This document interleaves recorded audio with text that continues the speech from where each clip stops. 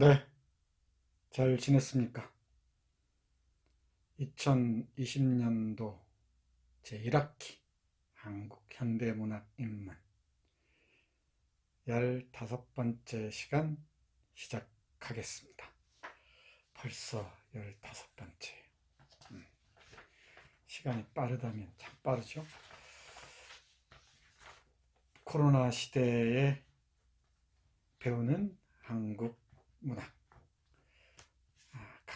각별한 기억으로 남을 겁니다. 지난 시간 날개 강의 잘 들었나요? 이 녹화 직전에 내가 확인한 바로는 유튜브 댓글이 22, 그러니까 반 정도가 아직 강의를 안 봤다는 얘기인가?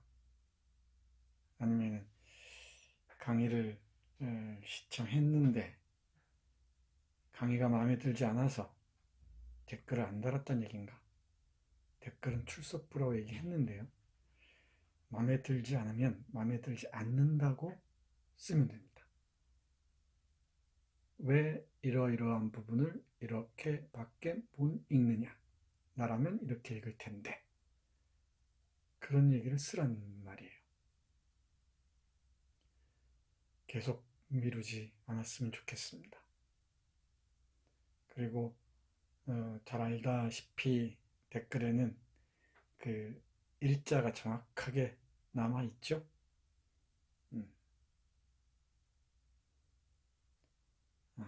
잘 알아서 할 줄 압니다. 다시 강조하지만 강의를 듣기 전에 작품을 읽고요. 그리고 강의를 듣고 난 다음에 다시 한번 작품을 읽기 바랍니다. 그러면 전혀 다르게 그 텍스트가 읽힐 겁니다. 이렇게 충실하게 소설 읽는 법, 작품 읽는 법을 익혀가다 보면은 어느 순간 내 눈으로 볼 수 있는 힘이 생기고요. 그리고 다음 단계로 이제 세상과 사람들이 보이기 시작해요. 남들이 보라는 대로 길들여진 시선으로 보는 게 아니고 여러분 나름의 시선으로 세상과 사람들을 볼 수 있게 될 겁니다. 예, 강의실에서 눈 쳐다보면서 혼찌검을 내야 되는데 말이야. 눈에 안 보인다고 제대로 하지 않으면 나는 슬픔의 강에 빠져 어쩔 줄 모를 겁니다. 출석 짧게 부르고 가죠. 김은수, 남기찬, 이태경, 임시현, 구윤정, 권민선, 권영현, 권태욱, 김미현, 권영현이 그랬나? 날개에서 화자인 내가 자살했다고? 그런 거 아니에요. 강의를 제대로 안 들은 모양이지, 영현씨.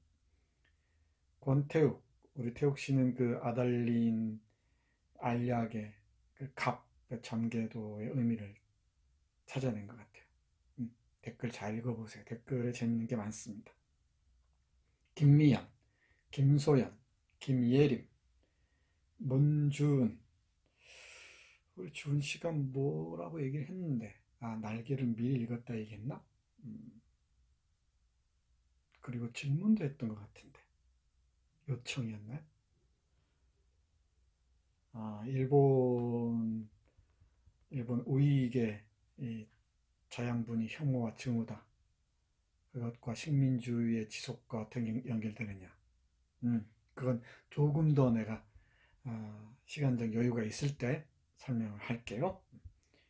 잊지 않고 있겠습니다. 박미나, 박상현, 박영채, 박채연, 성재현, 손예린, 신희연, 유도영, 윤나현, 이건, 이민성, 이서현, 이승호, 이찬우, 임연주, 장현민, 전유빈, 조한울, 조현진, 지민석, 지예림, 진가은, 다 대답하고 있죠? 한지원, 박예원, 유주연, 이한얼, 전수환, 정한, 안다은.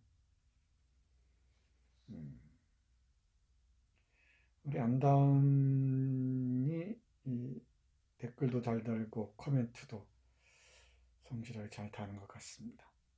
다른 학생들도 잘 눈여겨보기 바랍니다. 세 번째 집중 에세이 쓸 사람 다 알죠? 이태경, 김미현, 유도영, 이찬우, 지예림, 전수환. 지금부터 마음이 답답해 오기 시작할 겁니다. 그 경험들을 잘 기억해 두세요. 글 한 편 쓰기까지 과정의 심리적 변화들을 잘 기억해 두세요. 그러면은 앞으로 글을 쓰거나 다른 사람의 글을 볼 때 많은 도움이 될 겁니다. 그 시뮬레이션 과정도 대단히 중요하죠. 자, 시작하겠습니다. 15번째 모더니즘 문학과 기법의 전환. 박태원의 소설가 구보씨의 1일입니다.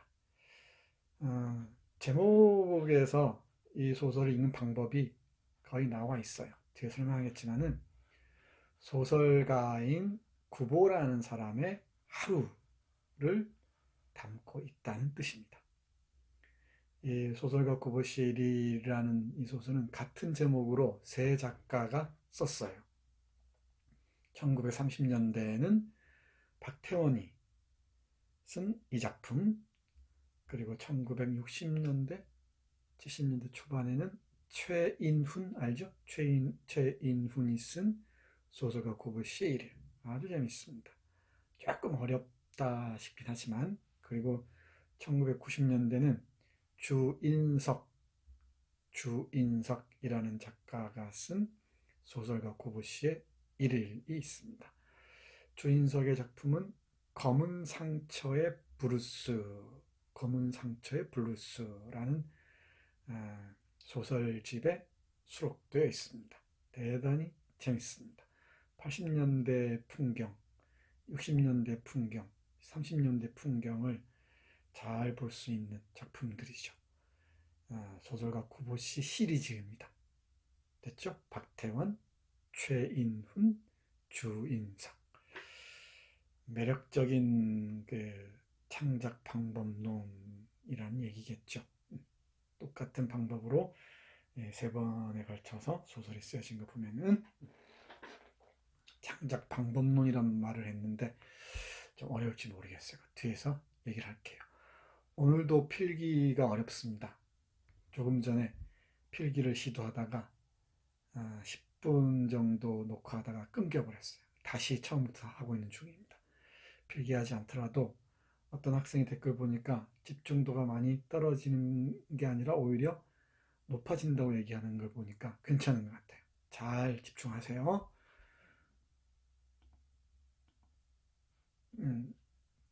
박태원 한자로 이렇게 씁니다. 박태원이 한국에서 일반인들에게 많이 알려진 건 올해 들어서 봉준호 감독 때문입니다. 기생충. 봉준호 감독 영화 많이 봤나?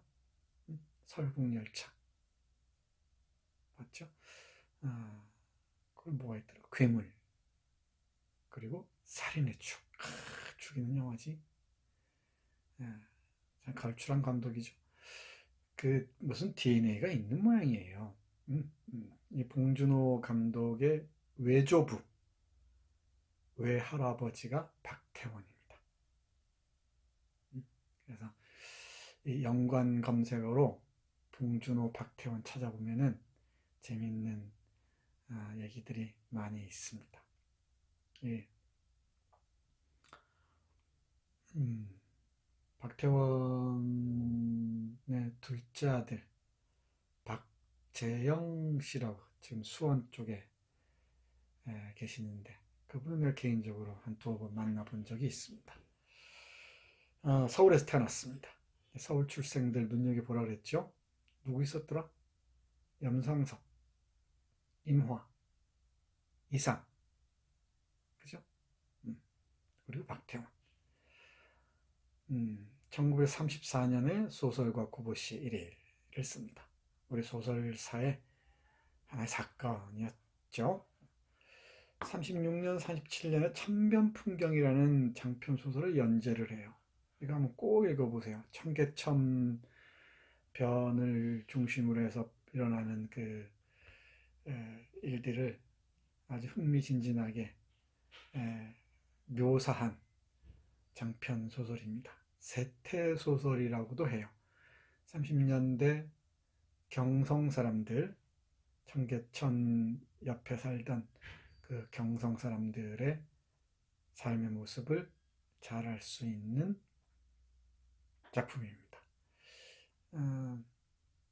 서울에 사는 학생들은 가봤는지 모르겠는데 광화문 사거리에서 이 마포 쪽으로 넘어가는 그 길, 그쪽 조금 가다 보면은 서울역사박물관이라는 곳이 있어요. 거기서 가면은 서울의 역사적 변천들을 쭉 볼 수가 있는데 거기에 박태원이 중요하게 등장합니다. 박태원이 그린 소설이 박태원이 소설에서 그린 서울이 대단히 사실적으로 드러나기 때문이죠. 한번 들러보세요. 재밌습니다.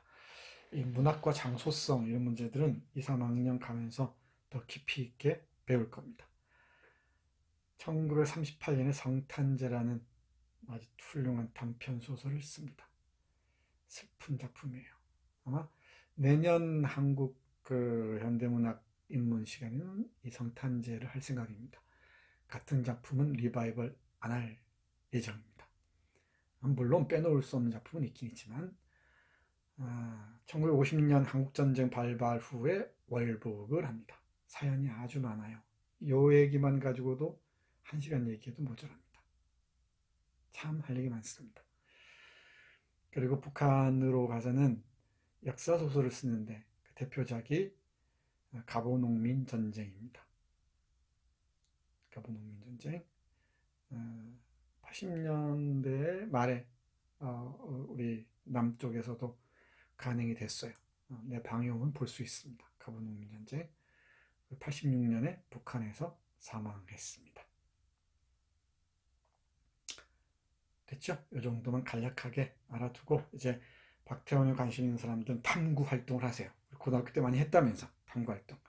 박태원을 찾아보고 이 사람과 관련된 것들이 뭐가 있는지 쭉 한번 여러분들이 하나의 그 논문들 한번 계속 찾아보면서 공부를 심화해 가기 바랍니다. 그게 여러분들을 키우는 이 토양들이야, 토양들. 비옥한 토양입니다. 이 최재서라는 아주 유명한 영문학자이자 셰익스피어를 전공한 사람입니다. 영문학자이자 아주 걸출한 비평가가 있는데 이 최재서가 쓴 유명한 비평 중에 천변풍경과 날개에 대하여라는 글이 있어요. 조선일보에 연재됐던 긴 평론인데 부제가 리얼리즘의 확대와 심화 이랬습니다. 리얼리즘의 확대와 심화. 여기서 리얼리즘, 우리가 아는 리얼리즘은 조금 개념이 다른데, 그러니까 이 사실을 보여주는 뭐랄까 하나의 문학적 사조 정도로만 이해를 하세요. 리얼리즘의 확대는 천변풍경이고, 됐죠? 필기하고 싶어 큰일 났네. 그리고 리얼리즘의 심화는 날개라는 거야. 어떻게 비유하면 좋을까? 이 카메라로 얘기하자면 말이지.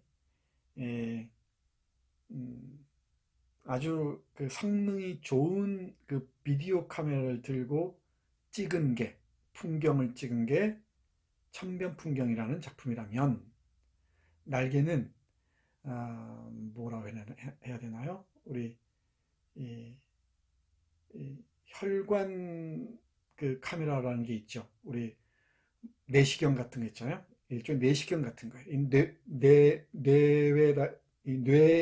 뇌에 인간의 의식 속에 카메라를 들이대서 찍어낸다는 것이지. 아주 재밌는 비유죠. 이 천변 풍경은 외부로 카메라를 돌려서 찍는 방식으로 소설을 썼고, 이 날개란 작품은 내부로 카메라를 돌려서 찍어냈다는 것이지. 이게 한국 문학에서 리얼리즘을 확대하고 또 심화하는 하나의 방법론을 제기했다는 게 최저서의 평론의 얼개예요. 핵심이에요. 핵심. 이렇게 얘기하면 여러분들이 해야 할 일은 뭐야 이제. 최저서의 천변풍경과 날개의 대화를 어떻게든지 찾아서 읽어보는 거지. 밭을 갈아야지. 쟁기가 저기 있다 라고 알려줬으니까, 밭이 저기 있다라고 알려줬으니까 찾아서 여러분들은 확인하는 거야. 그러면 조금 더 공부를 하려면은 천변풍경을 읽는 게 좋겠죠. 이 문고판으로 두툼하게 나온 천변풍경이라는 소설책이 어렵지 않게 구할 수 있어요. 헌책방에 가면은 그 알라딘 중고서점 이런 데 있지? 그런 데 가면은 널려 있어. 3,000원, 4,000원 주면 산단 말이지. 이 천변풍경을 읽고, 날개를 읽었으니까 두 개를 읽고 최저서가 얘기하는 그 당시에 생생한 그 눈으로 이 두 작품을 어떻게 봤는지 한번 확인해 보란 말이에요. 그 순간 여러분들의 시야가 확 열려요. 응? 확 열린단 말이에요.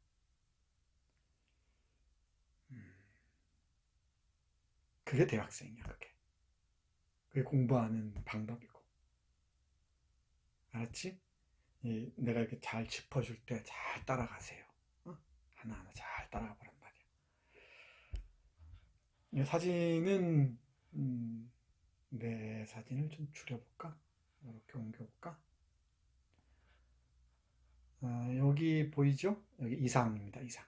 이상이 운영하다가 망한 카페가 아닌가 싶어요. 요 뒤에가 박태원입니다. 박태원. 요 머리가 이른바 그 갑바 스타일이라고 해서 당시 이, 모더니스트들이 즐기던 이 헤어스타일입니다. 옆에 있는 인물 김소은인가 그럴 거예요. 이 시인이면서 정확한지는 모르겠습니다. 김소은 번역가이기도 합니다. 이상은 알겠죠. 음, 박태환입니다. 절친한 사이였습니다. 절친한 사이였어요. 두 사람이 서로 얘기하는 것도 많아요. 아마 구보시일에도 이상의 그림자가 보일 겁니다. 그리고 이 박태원이 쓴 여러 소설들, 애욕이나 뭐 이런 작품들이 있는데 여기에 실제 인물이 이상이에요. 이상.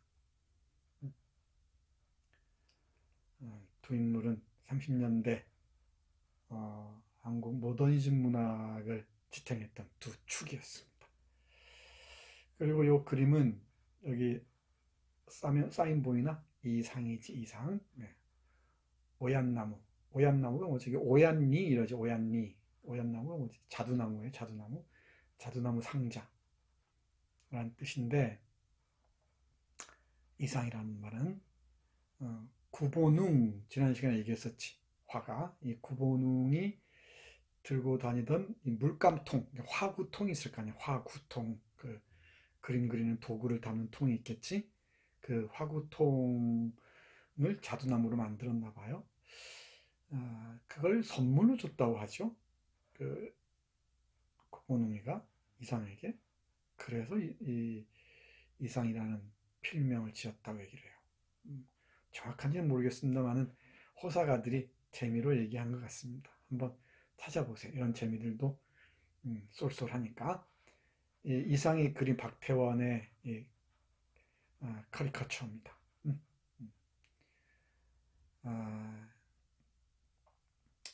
이것은 딱지가 붙은 요시찰 그 원숭이다. 이 딱지가 붙은 요시찰 원숭이인데 이 원숭이가 도끼도끼 때때로 인생의 감옥을 빠져나와서 이 원장을 참 어, 걱정하게 한다. 신바이스루 노 대하루 이랬죠. 여기 강곡구오 강곡구는 이 사루 원숭이라는 뜻이죠. 요시찰 원숭이인데 가끔 인생의 감옥을 탈출해서 원장님을 심란하게 한다. 이런 흥미로운 글까지 써놨네요. 이 이상의 필체입니다. 이상의 필체. 네. 됐죠? 다음 페이지 넘어가 보겠습니다.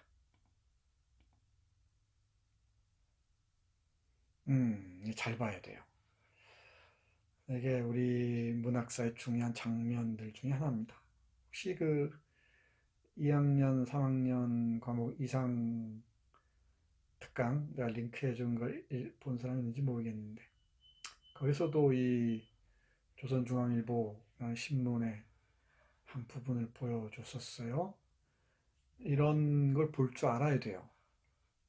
볼 줄 알아야 텍스트를 제대로 읽어낼 수가 있습니다. 여기 오감도라는 오감도 시체 7호가 지금 연재 중에 있지? 오감도 시체 7호가 연재되고 있습니다. 이게 7월 34년 7월 24일부터인가 연재가 되죠. 그리고 오감도가 연재되던 마당에 바로 소설가 구보시의 1일이라는 박태원의 작품이 연재가 되기 시작해요. 조선중앙일보. 이때 그 학예부 부장을 맡고 있던 사람이 이태준이라는 아주 유명한 작가였습니다. 이태준. 필기 잘하세요. 이태준. 근데 이 그림을 보면은 이태준 얘기하다 말았나? 이태준이 두 사람을 끌어들인 거지. 시와 소설을 연재하도록. 그러니까 이태준이 되게 훌륭한 사람이에요. 훌륭한 작가와 시인을 모아서 한 자리에 연재하도록 했다는 것은 대단한 사건이죠. 그리고 이 편집은 이 편집 장면의 이 한 페이지는 한국 문학사에 정말 잊어서는 안 되는, 잊지 못할 그 부분이기도 합니다. 소설가 구보시의 일을 되어 있고 박태원 작, 하융화 이렇게 되어 있어요. 하융화. 이 하융이 또 다른 이상의 필명입니다. 하융화 1회였죠. 어머니는 아들이 제 방에서 나와 마루 끝에 놓인 구두를 신고, 첫 번째 장면이지 그 얘기 나온단 말이에요. 이렇게 어떻게 구성되어 있는지 알겠죠. 어머니는 이렇게. 그리고 보면은 봐봐, 그림이 있지. 그림 사파가 대단히 중요했어요. 사파가 어머니가 있죠. 걱정하는 어머니 모습입니다. 다 읽었으니까 알지. 장가를 가야 되는데 말이야. 그런데 우리 구보는 말이지, 구두 신고 나와서 매일 걸어다니. 구두가 의미하는 바는 산책이겠죠. 산책. 하루 종일 싸돌아다닙니다. 돌아다니면서 사람들도 만나고 풍경도 보고 또 상념에 젖기도 하고 이러지. 그걸 그대로 적는 거예요. 좀 이따 설명할게요. 그리고 우리 구보의 꿈은 뭐야? 좋은 소설을 쓰는 것이지. 이 한 컷에 주제가 거의 압축돼 있습니다. 한 컷에. 이걸 읽어낼 줄 알아야 돼요. 그리고 여기 뭐가 있나? 지팡이가 있지. 지팡이. 단장. 지팡이 같기도 하고 우산 같기도 하고 그러죠. 뭐 지팡이 겸 우산이라 볼 수 있을 것 같은데 조금 이따는 설명하겠습니다. 대단하지 않습니까? 이 이상과 이 박태원이 콜라보해서 만들어내는 한국 문학사의 한 장면이라고 아니할 수가 없습니다.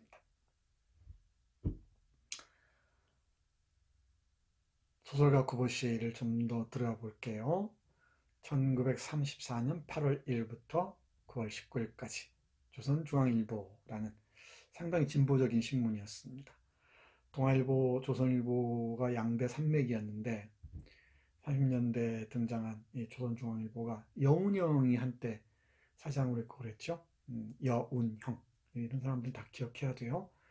아, 진보적인 그 의제를 설정했던 그런 신문입니다. 조선중앙일보 확인 다 해보세요. 찾아서 이런 것들.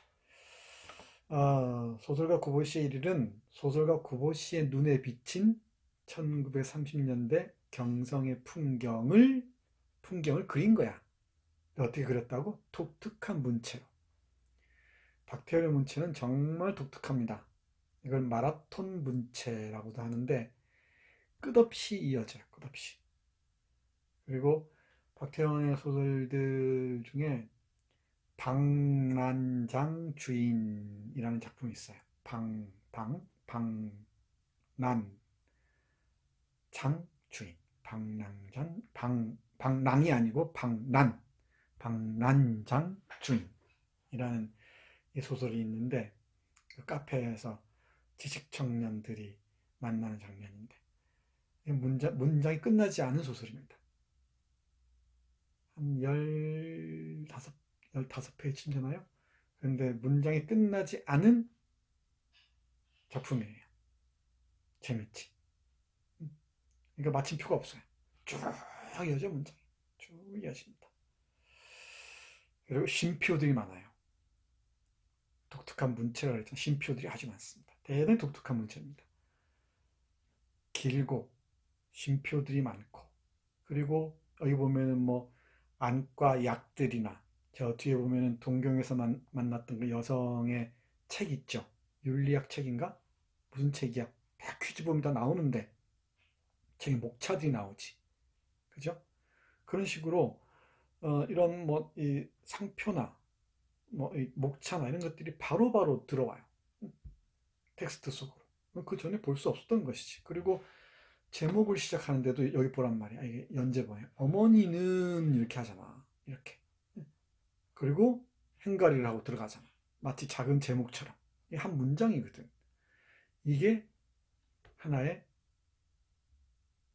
텍스트의 실험이에요. 실험. 전혀 다른 효과를 낳치게. 아주 낯설어요. 아주 낯섭니다. 여기까지 오는데 많은 그 과정들이 있었지. 그러니까 춘향전 문체부터 시작해서 혈흔의 문체, 그리고 무정의 문체, 김동인 소설의 문체, 약한 자의 슬픔이나 마음이 옅은 자와 같은, 그리고 염상섭의 문체, 그리고 30년대 이상의 문체, 박태원의 문체까지 전혀 다릅니다. 이건 문체는 하나의 색깔의 색깔, 자신의 컬러죠. 어떤 시대의 색깔이기도 하고 개인의 색깔이기도 합니다. 우리 그림으로 얘기하자면은 여러분들 고흐의 컬러 알죠? 그리고 마네나 모네의 컬러가 있잖아. 그리고 한국 화가로 얘기하자면 천경자 화백의 컬러 있죠. 김한기 화백의 컬러들. 다 뛰어난 화가들은 색깔이 다릅니다. 그 어떤 이 색채도에서 볼 수 없는 독특한 컬러들을 빚어내요. 저건 누구 그림, 저건 누구 그림 이렇게. 칸딘스키의 그림 보면은 이건 칸딘스키 그림이 딱 있지. 르네 마그리트 그러면은 마그리트의 색채와 독특한 그림들이 있죠. 샤가라면 샤가. 그죠? 세잔 하면 딱 세잔. 고갱하면 고갱. 어떤가? 그런 것처럼 소설에서도 문체를 보면 이건 누구 문체 알아요. 이렇게. 이건 최만식 문체. 이건 이광수 문체. 이건 이상 문체. 이건 강경의 문체. 그게 딱 드러나는 사람들이 있지. 그게 개성적이죠. 내 글을 읽는 사람들은 이건 정성태 문체라는 걸 안 돼요. 나를 만나본 사람들은. 이 글을 읽으면은 말하는 표정이나 눈빛이 떠오른대요. 이 톤이나 어조 같은 게. 이게 글로 드러나는 것 같습니다. 여러분도 그렇습니다. 여러분들 내가 아직 직접 만나보지 않았지만은 여러분들의 짧은 글 몇 편을 봤죠? 거의 성격이 보여요. 조금씩. 이제 마지막 기말 에세이를 보면은 여러분들의 그 스타일, 문체를 통해서 여러분들의 개성들이나 그 사유의 깊이, 독서 이력들을 내가 읽어낼지도 몰라요. 여러분도 그 단계에 이를 겁니다. 독특한 문체란 말 이해갔죠? 독특한 문체로 그린 한국 모더니즘 문학의 대표작입니다. 모더니즘 얘기는 앞에서 했었죠. 누군가 댓글 썼던데 그냥 무의식의 흐름이니 뭐 뭐야 모더니즘 문학이니 뭐니 이런 개념을 말로만 들었지 실제 무슨 의미인지는 모르잖아. 그죠? 이 모더니즘, 모더니티 이런 말들은 현대성에 지금 여기 그리고 미래를 상상하는 하나의 그 방법론입니다. 그러니까 미학적 모더니즘은 경제적, 사회적, 정치적 모더니즘에 대해서 아주 날카로운 비판을 전제한다 그랬지. 그래서 형식들을 계속 비틀어요. 계속 새로운 실험들을 합니다. 미술에서도 그랬고, 건축에서도 그랬고, 영화에서도 그랬고, 그리고 문학에서도 그렇고, 다양한 실험들을 합니다.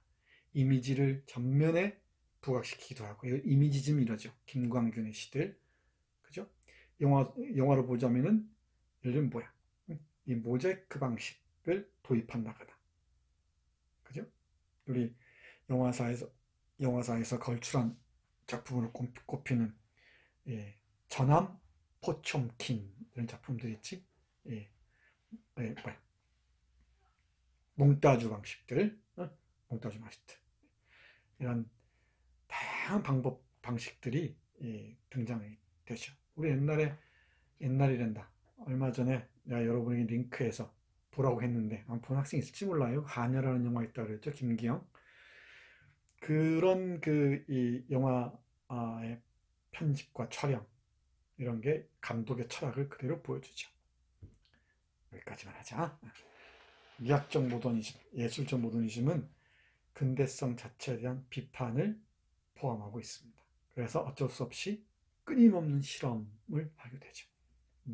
문장의 차원에서부터 시작해서, 문장이 아니죠. 어휘의 차원에서부터 시작해서 전체적인 구성, 주제까지. 그래서 난해한 작품들이 나와요. 여러분들이 나중에 제임스 조이스나 카프카나 프루스트나 이런 사람들의 작품들을 읽을 때가 올 겁니다. 이런 세계도 있었나 할 거예요. 전혀 다른 세계들입니다. 똑같은 글자로 써져 있는데 전혀 다른 세계를 보여주죠. 이 소설가 구보시의 일에서 보여주는 우리 구보 박태원이 보여주는 창작 방법론은 이른바 고현학입니다. 고현학. 필기를 해야 되는데 큰일 났네. 찾아서 확인하세요, 여러분들이. 여기서 또 필기창을 띄우면은 바로 다운이 돼요. 그러면 다시 또 시작해야 돼. 어쩔 거야. 여러분들이 양해해 주세요. 고현학 한번 검색해 보세요. 나올 겁니다.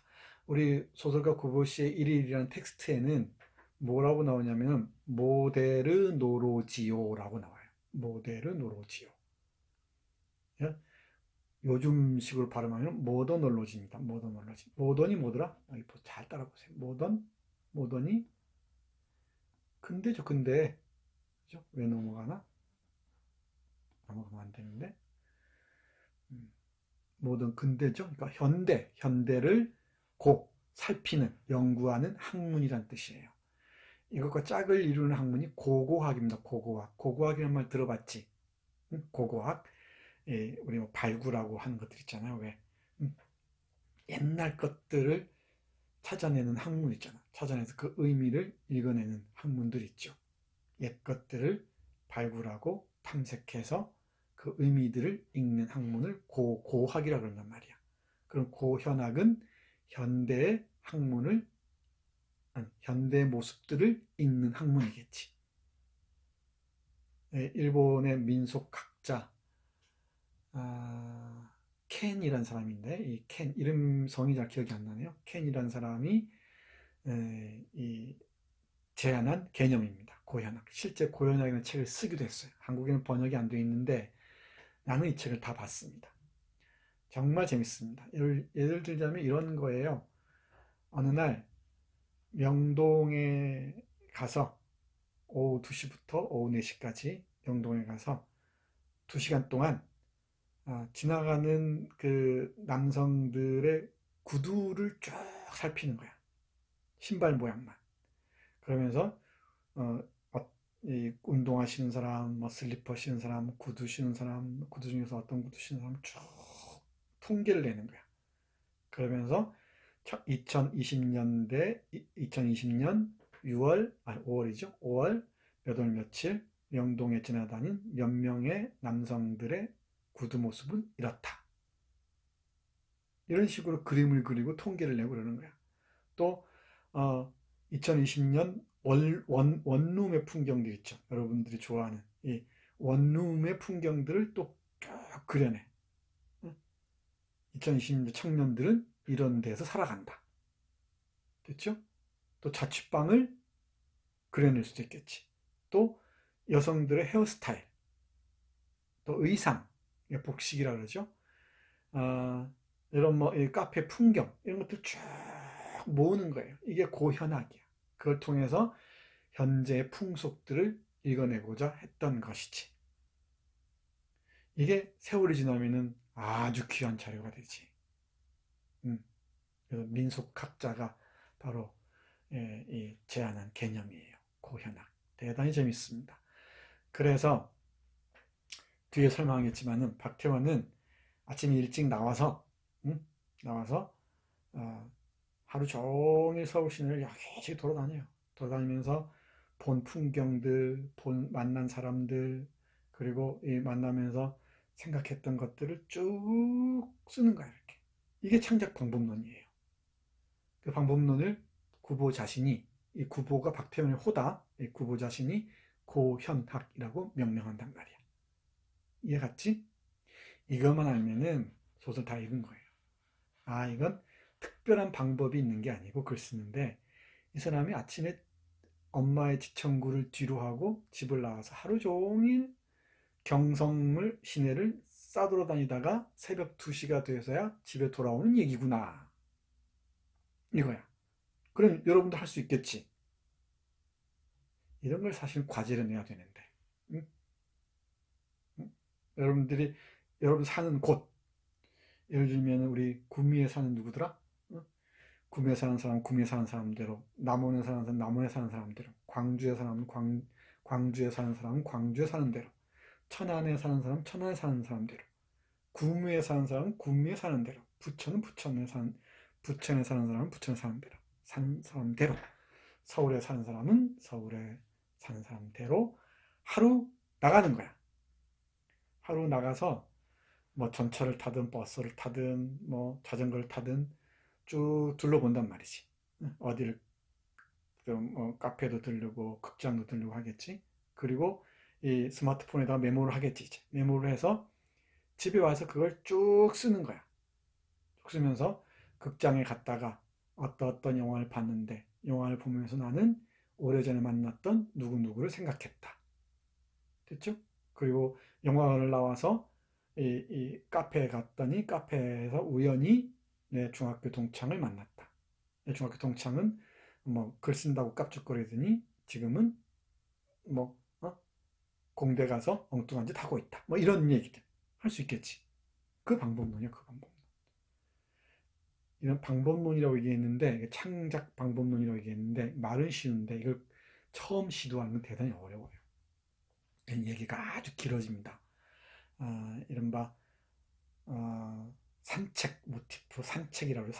그 산책 모티프까지 올라가야 돼요. 그래서 1850년대 파리 보들레르까지 가야 이게 설명이 됩니다.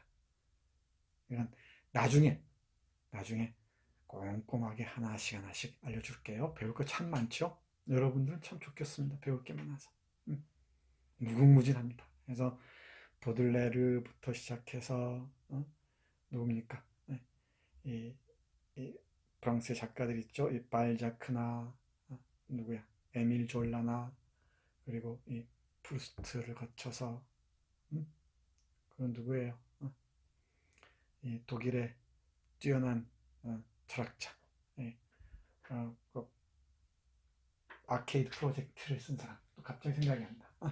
발터 베냐민, 이런 사람까지 쭉 그 사람들의 핵심적인 창작 방법 중에 하나가 산책이에요. 특히 보들레르와 이 프루스트 이런 사람들 이런 산책을 하면서 세상의 풍경을 보고 그 안에서 자본주의의 다양한 이 모습들을 읽어냅니다. 나중에 여러분들이 이제 이장학년 되면은 깊이 있게 얘기를 할 기회가 있을 겁니다. 여러분들이 나를 피하지 않으면. 제가 종종 얘기했죠. 1학년 때는 의무여서 어쩔 수 없이 내 강의를 듣는데 2학년 가면은 한 열댓 명으로 줄고 3학년 가면 10명으로 줄어요. 대신에 타과에서 듣는 학생들이 점점 많아집니다. 저는 별로 여러분들을 원망하지 않습니다. 기쁨을 포기하는 데야 내가 뭐라고 하겠습니까? 농담인 거 잘 알죠? 자, 이렇게 따라갑니다. 이게 창작 방법론이에요. 이해갔지? 그러면 구보의 동선을 파악하는 게 중요하겠지. 그래서 여러분들이 읽으면서 내가 여기서는 개략적으로만 얘기를 했는데 하나하나 구보의 동선을 확인해야 돼요. 지금 어디에 있구나. 집을 나와서 광교를 지나서 전철을 탔구나. 전철을 탔는데 어디로 가는구나. 조선은행 앞을 지나는구나. 화신백화점을 지나는구나. 예를 들면 미스코시 백화점을 지나는구나. 이런 식으로 쭉 이걸 확인해 가야 돼. 그리고 30년대 경성 지도 같은 것을 한번 펼쳐놓고 이 구보의 간 길을 이렇게 확인해 보세요. 대단히 흥미진진합니다. 그게 서울 사대문 앞에 있는 요지들이거든. 이 구보가 돌아다니는 길들이. 무정에서 우리 이영식이 전차 타는 얘기 했었죠. 거기서는 일부분이지만은 소설가 구보씨의 일을 해서는 대단히 중요한 핵심이에요. 동선이 어디를 들리는지. 집에서 대략적으로 보자면 백화점, 전차를 타고 경성역 중요하죠. 다방 들렀다가 술집에도 가고 술 한잔하고 거리에서 마지막에 친구하고 헤어지고 집으로 돌아오니까 새벽 2시더라. 요 얘기예요. 요 얘기. 그리고 각 장소에서 만난 사람들, 전차에서 한 여성을 생각하죠. 경성역에서는 이 황금을 찾아 떠나는 사람들, 그리고 경성역 티룸에서 만난 돈 많이 번 한 옛 친구와 뭐랄까 수작질하는 그 한 여성과 수작질하는 옛 그 친구 만나죠.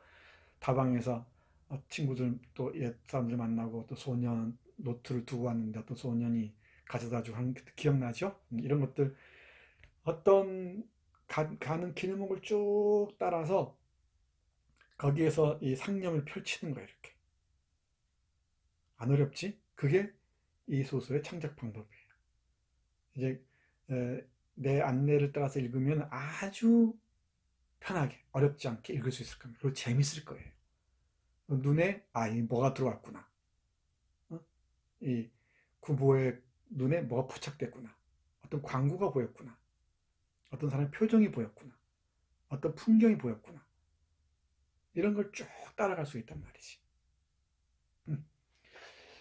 여러분도 한번 실험을 해보세요. 이런 창작 방법론을, 고현학적 방법론을 한번 실천해 보기 바랍니다. 재밌는 일이 벌어질 겁니다. 이런 걸 알아서 한번 해서 나에게 선생님 한번 읽어주세요 하는 학생이 있으면 얼마나 좋을까. 네, 가망 없는 꿈인가? 소연씨, 미연씨, 가망 없는 꿈일까? 조한을 이런 꿈 꾸면 안 되나? 네.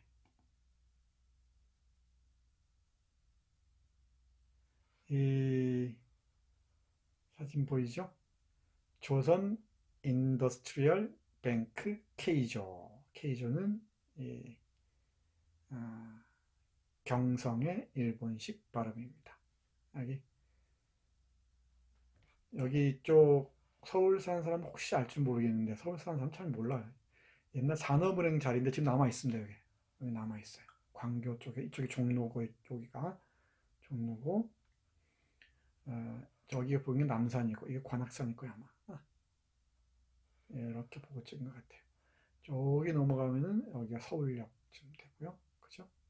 서울역 이렇게 될 겁니다. 이게 부청, 경성부청이죠. 경성부. 맞나요? 거꾸로인가? 아마 그럴 겁니다. 이게 전차가 보이죠? 전신주도 있고요. 이렇게 사람들 오가죠? 우산 쓰고. 이게 철로들. 이 전차는, 이 전차로는 60년대까지 있었습니다. 60년대 영화 보면은 이 전차 타고 다니는 장면이 나와요. 음, 음. 이건 우리 구보가 들렸던 이 경성역. 우리 날개에서도 내가 이 티룸에 들렸었죠. 경성역 장면입니다. 2층에 아주 호화로운 티룸이 있었어요. 역시 엽서입니다. 엽서.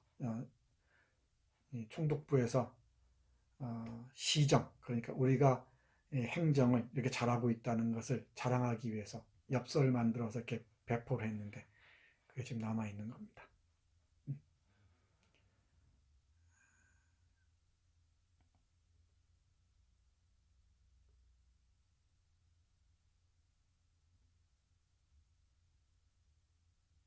자, 지금 내가 이걸 보험을 하려고 했는데 필기구를 한번 가져와 볼까? 요거 밑에 있는 걸.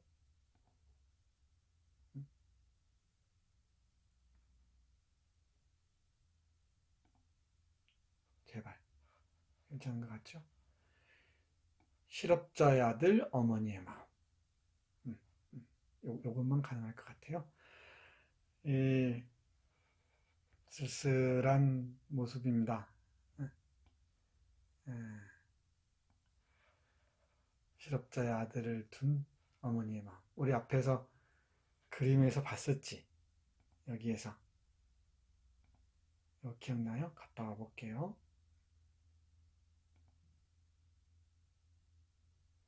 이거 기억나죠? 여기 어머니. 어머니가 26이나 먹었는데 지금 26이면 얼마 안 된 나이지만은 이때는 뭐 아주 많은 나이죠. 뭐 늦어도 20 전후에는 20 전후에는 결혼을 했으니까. 근데 26이나 먹은 노총각이 장가갈 생각을 하지 않고 맨날 새벽까지 그 떠돌아다니다가 책 보고 글 쓰고 첫 장면 보면 원고료 타가지고 뭐 옷인가 뭐 사준 장면이 있죠. 읽어보세요. 그런데 이 새색시라도 데리고 왔으면 좋겠는데 그러진 않고 맨 구두 신고 밖으로 싸돌아다닌단 말이야. 얼마 애가 타겠어. 장가도 안 가지. 직업도 없지. 그 어머니의 모습입니다. 근데 아들의 생각은 또 다르겠죠. 아들 생각은 다를 겁니다. 이 실업자 아들 어머니의 마음. 읽으면 뭐 금방 돼요. 어렵지 않습니다. 이제 창작 반복로만 하면 정말 어렵지 않습니다. 직업과 아내를 갖지 않은 26살짜리 아들은 늙은 어머니에게는 온갖 종류의 근심 걱정거리였다. 여기 주목해야 할 게 뭐야?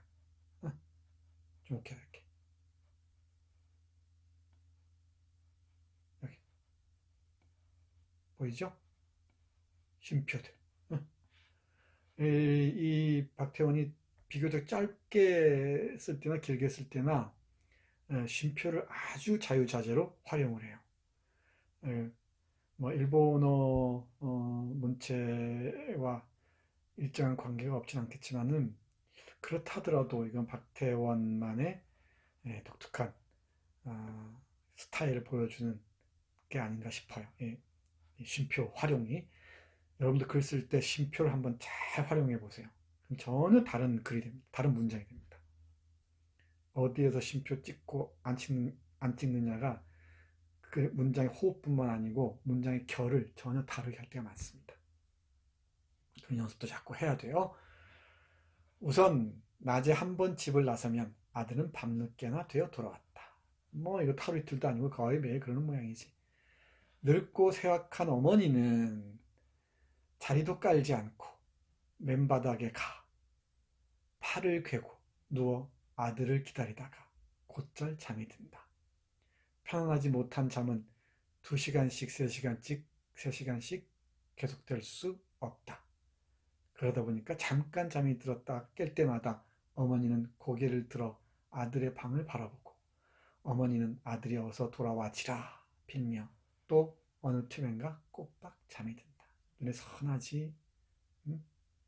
아, 정말 이런 그 심정들 잘 그리고 있습니다. 그가 두 번째 잠을 깨는 것은 그는 엄마예요. 새로 한 점 반이나 두 점. 그러한 시간이다. 새벽 시간이나. 새로니까 12시가 넘어서 이런 뜻이죠. 아들의 방에는 그저 불이 켜 있다. 아들은 잘 때면 반드시 불을 끈다. 그러나 혹은 어느 틈엔가 아들은 돌아와 자리에 누워 책이라도 읽고 있는 게 아닐까. 아들에게는 그런 버릇이 있다. 어머니의 마음 알겠어요? 어머니는 어디 월급자리라도 구할 생각은 없이 밤낮으로 책이나 읽고 글이나 쓰고 혹은 공연스레 밤중까지 쏘다니고 하는 아들이 보기에 딱하고 또 답답하였다. 어머니의 기대는 뭐예요? 월급자리 구하는 것. 이른바 안정된 직장이겠죠. 두 번째는 장가가는 것. 이게 핵심적인 욕망이지 사실은. 근데 이 둘을 외면하거나 또는 못 본 척 하는 게 아들의 지금 태도지. 이게 소설가 되기에 소설가 되기. 이게 쉬운 일이 아니겠지. 그죠? 소설가 되기인데 소설가 되기가 쉽지 않을 겁니다. 그러면 구보의 행복은 어디 있을까? 이 소설가 구보실의 키워드를 두 개 뽑으라면은 이 이야기 속에서 키워드를 주제에 육박하는 키워드를 두 개 꼽으라 그러면은 나는 고독과 행복을 꼽고 싶어요. 고독과 행복.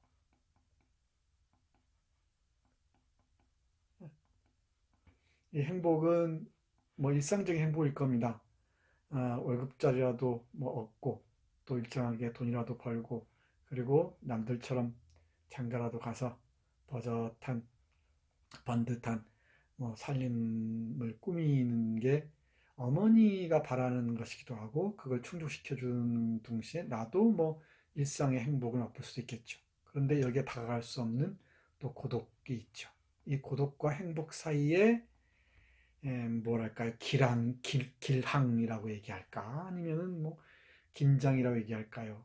아니면 건널 수 없는 이 벽이라고 할까요? 이 사이에서의 이 고민들이 아주 가득한 작품이 바로 이 소설입니다.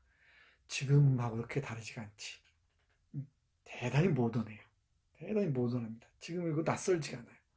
아마 여러분 얘기와 크게 다르지 않을 겁니다.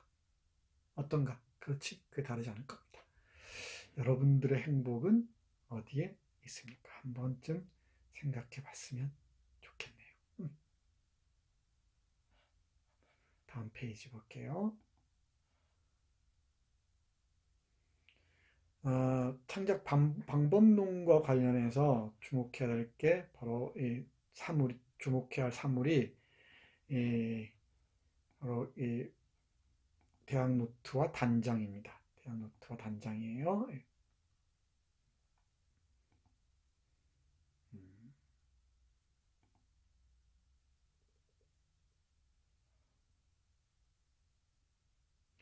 여기 대학 노트와 단장 보이죠? 네?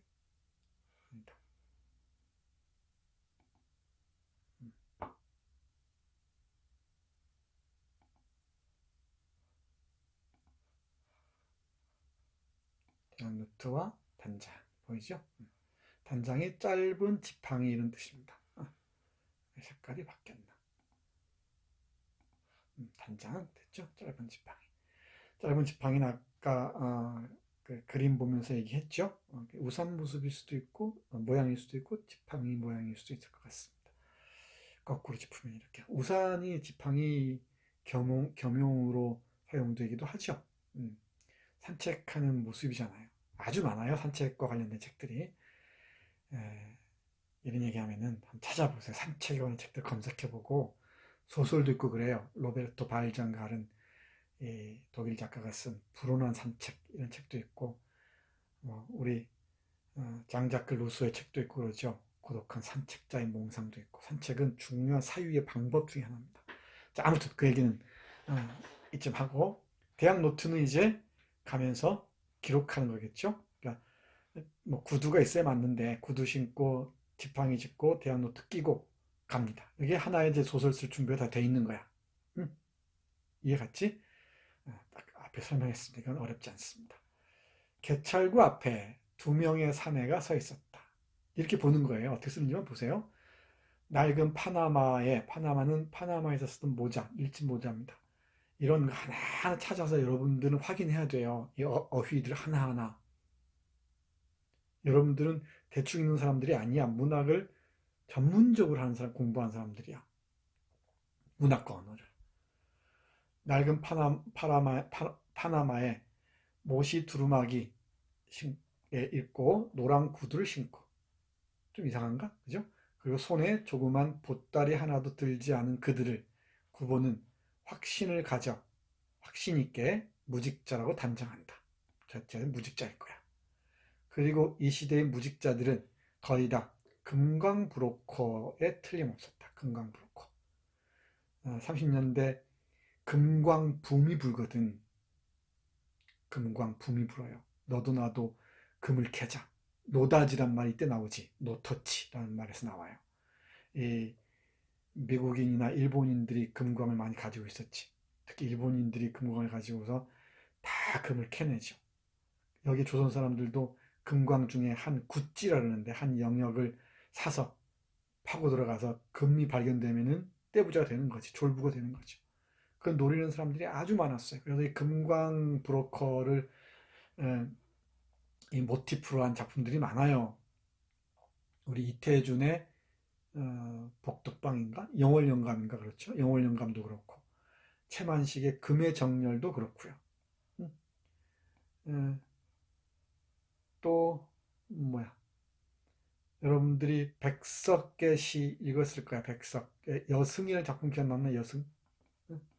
여승? 이런 작품 해야 되는데 여승 보면은 뭐라고 나와요? 우리 여기 여승이 된 여성이 자기 섭벌처럼 일 나간 지압이 찾아 10년 지났다 이러죠. 그러다가 어디로 가? 찾아서 황해도는 금전판으로 가지. 금전판. 옥수수를 팔았다 이러잖아. 딸아이는 죽고. 찾아보란 말이야. 금전판이 바로 금광이지. 이 금광 모티프는 서양 문학에서도 그렇고요. 특히 미국 문학에서 이 금광을 모티프로 한 작품들이 많아요. 영화로는 찰리 채플린의 황금광 시대라는 영화가 있습니다. 같은 제목에. 이거 봐야 돼. 황금광 시대라는 영화. 자, 문학 공부하면 볼 게 많죠? 할 것도 많고 얼마나 즐거운 일이야. 그거는 금광 브로커니까 금광 알선인이겠죠? 예. 여기 금광, 여기 있는 금광 한 구찌, 한 파트, 한 부분을 사면은 분명히 나올 겁니다. 자세하게 이게 중개를 해주고 거기 중개료를 받아먹는 사람이지. 브로커입니다. 브로커. 이런 사람들이 아주 많았어요. 구보는 새삼스러이 대합실 안팎을 둘러본다. 그러한 인물들은 이곳에도 저곳에도 눈에 띄었다. 이 경성역 장변은 우리가 얼핏 봐도 지금 세 군데에서 나왔어. 그치? 이 작품에서. 표본실의 청개구리에서 나왔지. 검역 비슷하게 하는 거 기억나나? 이 주사 맞던 장면? 그럼 무정에서 나왔어요. 헤어질 때. 네? 우리 이영식 일행과 헤어진 학생들 헤어질 때. 그리고 이상에게서 나왔었네. 경성역 티룸. 기억나 안 나? 기억나지? 여기 경성역으로 가볼까나 한단 말이지. 도해의 항구란 말 쓰잖아. 경성역이란 말을. 대단히 모던한 표현이죠. 황금광 시대. 빨간 표시 내가 한 거예요. 전봉관이라는 그 학자가 쓴 황금광 시대라는 책도 있습니다. 30년대 이 황금광 열풍이 어떻게 불었는지 시인들까지도 다 이쪽으로 매달렸다 그러죠. 황금에 미친 사람들의 시대란 뜻이에요. 저도 모를 사이에 구보의 입술을 입술은 무거운 한숨이 새어나왔다. 황금을 찾아. 그것도 역시 숨김없는 인생의 분명히 일면이다. 황금을 찾아. 그것도 역시 숨김없는 인생의 분명히 한 면이죠. 그것은 적어도 한 손에 단장과 또 한 손에 공책을 들고 목적 없이 거리로 나온 자기, 이 모습이 바로 산책자의 모습이라고 했죠. 이게 모더놀로지 고현학을 뭐랄까요, 창작 방법론으로 실천하는 사람의 모습이야. 이걸 다 읽어내야 돼. 대학 노트라는 말이 여기저기 나와요. 자기보다는 좀 더 진실한 인생이었을지도 모른다. 저렇게 열심히 돈 벌려고 애쓰는 사람들이 어쩜 진실한지도 모르지 라고 생각하는 거죠. 이게 아까 얘기했던 행복과 고독, 소설가 좋은 소설을 써야겠다고 늘 생각하는 이 소설가의 고독이지. 예술가들의 고독 왜 없겠어요. 황금 신을 경배하지 않고 끝없이 벗어나서 혼자 외롭게 자신의 내면과 싸워야 되는 그 예술가들의 고독, 작가들의 고독, 시인들의 고독, 그 고독의 우물들을 우리는 들여다볼 수 있어야 되지. 그러지 않고서는 제대로 감상할 수가 없죠. 시내에 산재한 무수한 광무소. 광무소는 광업과 관련된 업무를 보는 사무소야. 인지대 백원. 여기 잘 안 보이나? 지우개로 치우고 인지대 백원 보이죠? 인지를 붙일 때 백원. 열람비 한번 광산을 뒤져보고 하는 게 있겠죠? 찾아보는데 5원, 수수료 10원, 지도가 대단히 중요했거든. 그 지도를 사서 보는 거 이렇게. 지도를 보는 대가로 치르는 돈 8잔, 출원 등록된 광구, 어떤 등록을 출원 등록 이런 말 쓰죠. 그 사업상 비즈니스 할 때 광구는 그 광산의 한 구역입니다. 광구. 그다음에 조선 전국토, 전토의 칠할. 이 많은 곳곳에 뭐 금이 나온다, 은이 나온다 하고 난리가 났던 거야. 이게 또 전쟁 물자 조달과도 관련이 돼요. 요 한 단락 가지고도 우리는 2시간 얘기해도 모자라요. 일본의 조선 약탈과 이 황금광 시대의 관련성, 이런 대단히 중요합니다. 시시각각으로 사람들은 졸부가 되고 또 몰락하여 갔다. 정말 많은 사람 졸부가 되고 몰락해 갔습니다. 이 황금광 시대의 대표적인 졸부가 누구냐면은 조선일보 사장을 역임했던 이 방우영이란 사람이에요. 방우영. 누구라고? 방우영이라는 사람이 바로 황금광 시대의 성공 모델 중에 한 사람이었지. 이 방우영이라는 조선일보 사장이 거느린 그 지식인들이 있었는데 그 중에 대표적인 인물이 백석이에요. 좀 재밌죠? 이것도 많은 얘기가 필요합니다. 나중에 백석 얘기할 기회가 있을 때 꼼꼼하게 얘기해 줄게요. 무궁무진한 재미들이 여러분 앞에 기다리고 있습니다. 그들 중에는 평론가와 시인, 이러한 문인들조차 끼어 있었다. 구본은 일찍이, 보세요. 구본은 일찍이 창작을 위하여 그의 벗의 광산에 가보고 싶다 생각하였다. 창작의 소재로 삼을까 싶어서. 사람들의 사행심, 요행을 향하는 마음이죠. 황금의 매력, 그러한 것들을 구본은 보고 느끼고 하고 싶었다. 정말 사람들의 마음이 어떠한지를 직접 한번 보고 싶었다는 얘기지. 남몰래 갈등도 없지 않겠죠.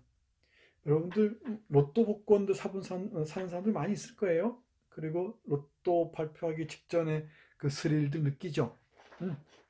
거기에서 물론 다 한바탕 웃음 또는 한바탕 그 놀이로 마무리하는 사람들이 대부분이지만은 거기에 못 매달면은 그건 정신적으로 이상한 사람들이고.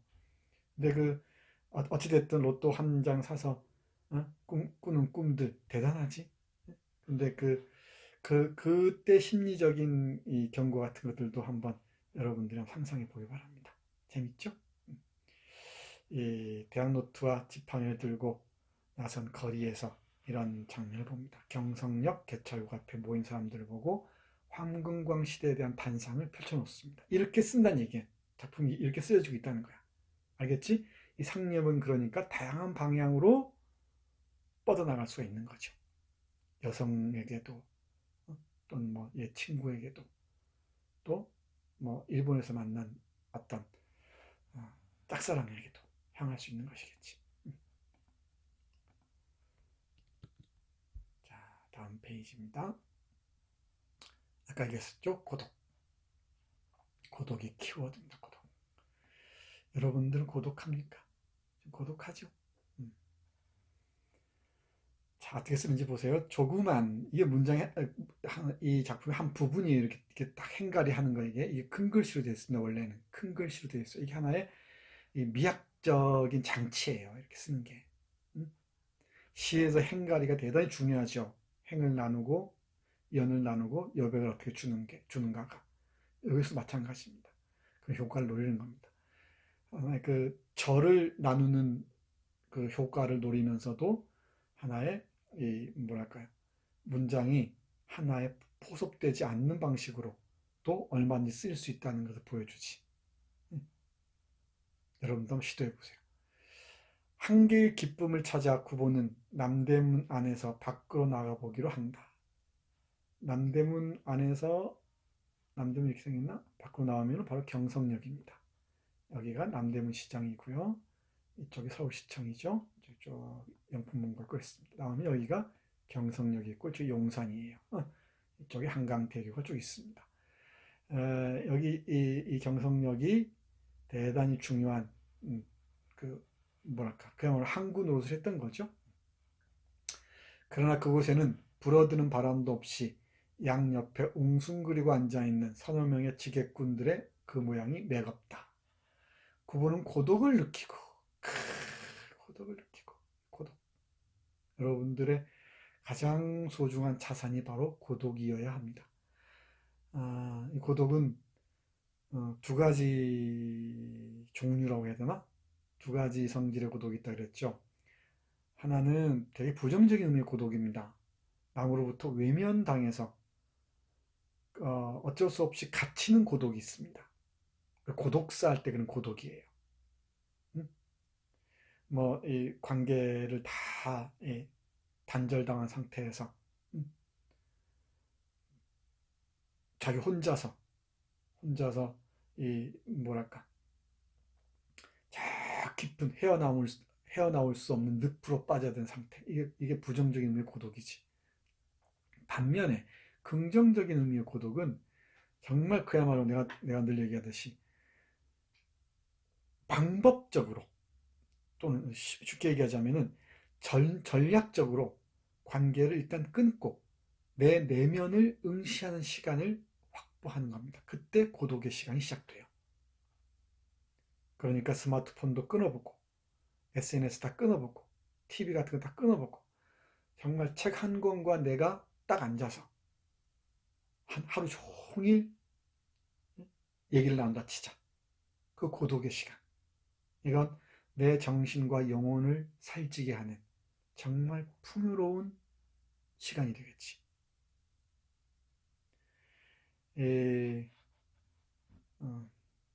지그문트 바우만이라는 사람이 있다 그랬죠? 지그문트 바우만. 글자 잘 쓰지? 지그문트 바우만이라는. 바우만이에요. 지그문트 바우만의 이 낙서 같아서 미안합니다만은 이거 마우스 쓰니까 이래요. 이게 좋아졌겠어. 지금부터 바우만이 쓴 고독을 잃어버린 시간이라는 책이 있습니다. 고독을 잃어버린 시간. 한번 꼭 찾아서 보기 바랍니다. 고독을 잃어버린 시간. 우리가 얼마나 이 풍요로운 고독의 시간들을 박탈당하고 있는지 짤막하게 쓴 아주 훌륭한 시입니다. 작품입니다. 에세이집이죠. 그거는 고독을 느끼고 사람들 있는 곳으로, 약동하는 무리들이 있는 곳으로, 이라고 해야 된다, 가고 싶다 생각한다. 그는 눈앞에 경성역을 본다. 위치들 잘 보라고 그랬죠. 장소들. 그곳에는 마땅히 인생이 있을 게다. 이 낡은 서울의 호흡과 또 감정이 있을 게다. 도해의 소설가는 모름지기 이 도해의 항구와 친하여야 한다. 그러나 물론 그러한 직업의식은 어떻든 좋았다. 다만 구보는 고독을 3등 대합실 군중 속에 피할 수 있으면 그만이다.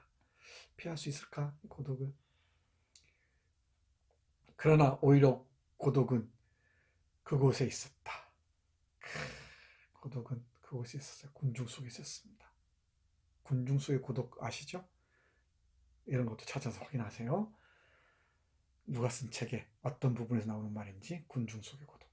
구보가 한 옆에 끼어 앉을 수도 없게 시리 사람들은 그곳에 빽빽하게 모여 있어도 그들이 누구에게서도 인간 본래의 온정을 찾을 수는 없었다. 그 익명의 군중들 속에서 무슨 인간의 온기를 찾을 수 있겠는가?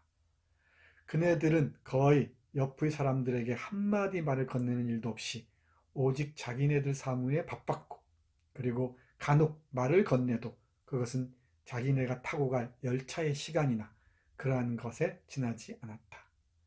그네들의 동료가 아닌 사람에게 그네들은 변소에 다녀올 동안에 그네들 짐을 부탁하는 일조차 없었다. 남을 결코 믿지 않는 그네들의 눈은 보기에도 보기에 딱하고 또 가엾었다. 구보의 고독은 어디에서 위로를 얻을 수가 없는 모양입니다. 왜 아니겠어요? 사람들의 온기를 느끼고 싶고 사람들의 미소로 얘기를 나누고 싶은데 익명의 군중들만이 있을 뿐입니다. 그리고 익명의 군중들 사이에는 의심의 눈길만이 오가고 있어요. 그렇죠? 더 고독해지겠죠. 구보의 고독은 어떤 성질일지 여러분들이 한번 생각해 보기 바랍니다. 대단히 흥미롭습니다. 핵심어이기도 해요. 자, 다음 페이지 넘어왔습니다. 다가와죠? 다가옵니다. 그렇다면 구보의 행복은 어디 있을까? 구보는 벗이 그럼 또 내일 만납시다. 그렇게 말하였어도 그의 거의 그것을 알아듣지 못하였다. 이제 나는 생활을 가지리라. 내게는 한계의 생활을, 어머니에게는 편안한 잠을. 평안히 가 주무시오. 벗이 또 한 번 말했다. 구보는 비로소 그를 돌아보고 말없이 고개를 끄덕하였다. 내일 밤에 또 만납시다. 그러나 구보는 잠깐 주저하고 내일부터 내 집에 있겠소. 창작하겠소. 좋은 소설을 쓰시오. 벗은 진정으로 말하고 그리고 두 사람은 헤어졌다. 참말 좋은 소설을 쓰리라. 번드는 순사, 번은 교대하는 순사라는 뜻입니다. 교대하는 순사가 모멸을 가져, 모멸의 눈길로 바라본다는 얘기야. 밤늦게 하는 일도 없이 싸돌아다니니까. 구보의 그 고독한 내면 풍경을 어떻게 헤아리겠습니까?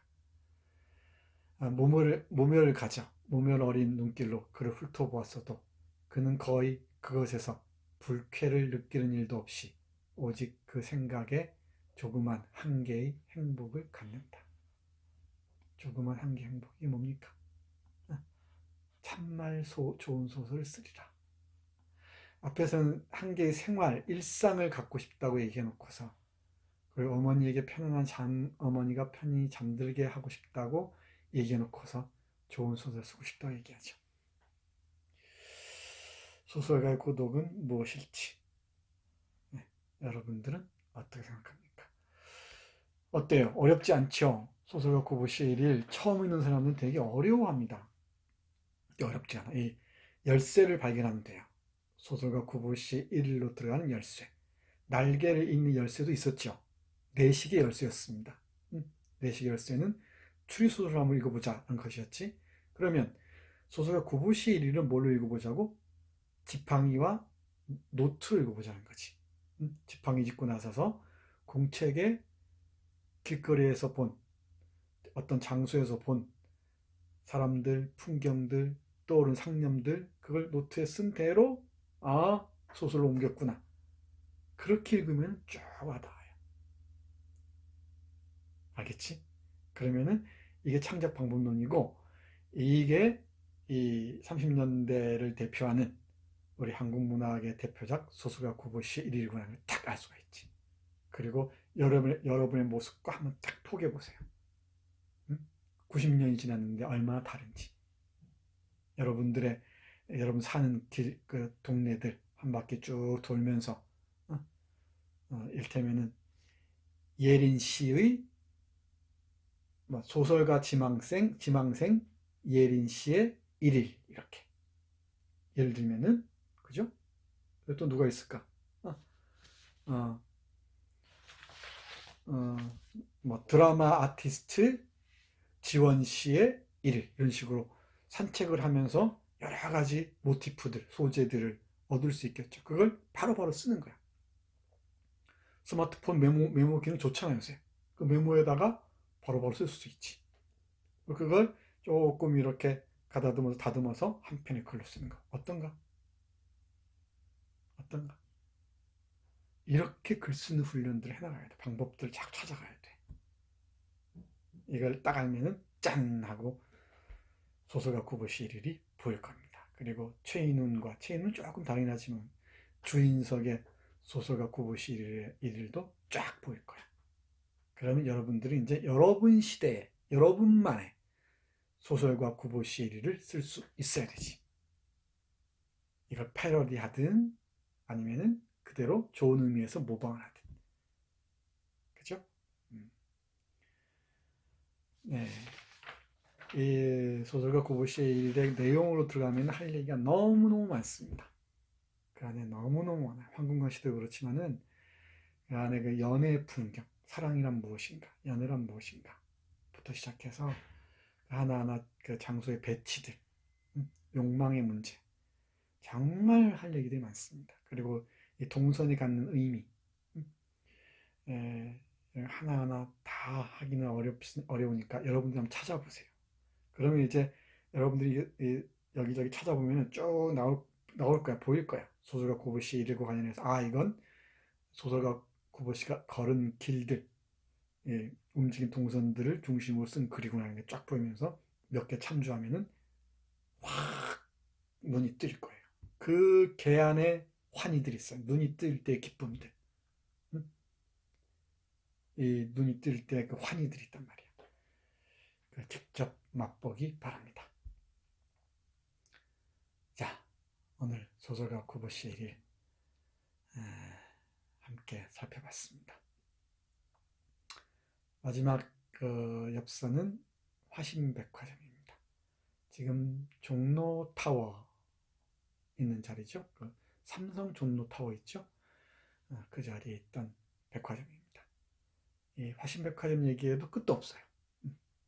하나만 얘기하자면 이 화신백화점을 운영했던 박흥식이라는 사람이 바로 반민특위에 의해서 친일 반민족주의자 반민족행위 처벌을 위한 특별위원회 있었죠. 그 반민특위에서 체포된 1호였습니다. 알겠죠? 조선일보 방우영도 말할 필요가 없고요. 아무튼 화신백화점의 장소성, 또 재밌죠. 이스코시하고는 구분이 됩니다. 조선인들이 많이 드나들었던 백화점입니다. 종로에 있습니다. 종로를 경계로 해서 종로 북쪽과 남쪽이 다릅니다. 이것도 대단히 재밌어요. 종로 북쪽 화신백화점, 여기가 종로 1가 사거리거든. 여기 종로 쪽에서 이쪽은 여기가 이제 이쯤에 우리 학교가 있고, 여기가 청와대 이쪽이 있죠. 여기가 있습니다. 그러면은 이쪽은 북촌이라고 해서 주로 이제 이쪽은 청운동 이쪽, 고기동 이쪽이죠. 성박이죠. 이쪽은 조선인들이 주로 살던 곳이야. 불이 어두침침했어요. 이쪽 남쪽, 이쪽이 명동이죠. 이쪽에 있는 게, 여기는 일본인들이 주로 살았습니다. 남산 아래. 이 장소의 문제, 이것도 정말 흥미진진합니다. 나중에 얘기할 기회가 있을지 모르겠어요. 이런 것도 아마 2학년 3학년 되면 재밌을 겁니다. 조선인들은 술이 취하면은 이쪽 넘어가요. 불빛에 이끌리듯이. 그리고 술에 취해서 북쪽으로 돌아옵니다. 이렇게. 이 동선이 되게 재밌어요. 그러니까 일본 사람들이 사는 욕망에 꿈틀거리는 곳이지. 그리고 자신들이 집으로 돌아오죠. 이 경계에 종로가 있고 바로 옆에 청계천이 있잖아. 여기가 바로 조선인들이 살던 곳이야. 주로 오가는 곳이지. 천변 풍경이 여기를 배경으로 해서 쓰여집니다. 청계천을 배경으로 해서. 청계천 걸으면서 여러 가지 생각에 빠질 수 있겠지. 재밌지? 재밌습니다. 네. 소설가 고고시의 일일 이쯤 하죠. 얘기하다 보면 또 끝이었을 겁니다. 빨리 끝내려고 했는데 안 돼요. 여러분만 보면은 들려주고 싶은 얘기가 너무너무 많습니다. 예, 업로드가 조금 늦더라도 양해해 주기 바랍니다. 마치겠습니다.